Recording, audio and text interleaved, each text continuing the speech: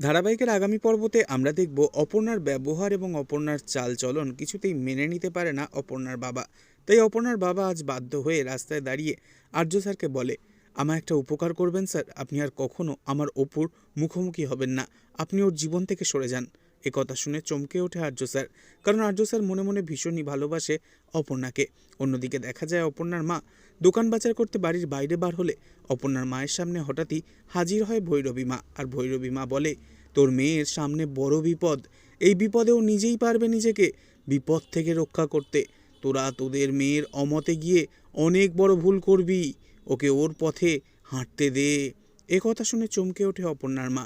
আর বাড়িতে ফিরে অপর্ণার মা অপর্ণার বাবাকে সবটা বলে দেয় আর ভীষণ রকমভাবে দুশ্চিন্তা করতে শুরু করে। বলতে থাকে, কি করবো এবার আমি, অপু তো নিজের ভালোটা কিছুতেই বোঝে না।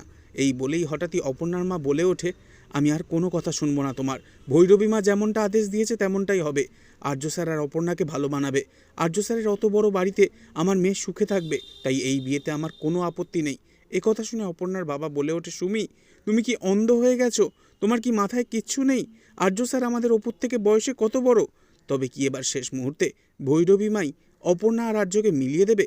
পরবর্তী আপডেট জানতে অবশ্যই সাবস্ক্রাইব করে রাখবেন। ধন্যবাদ।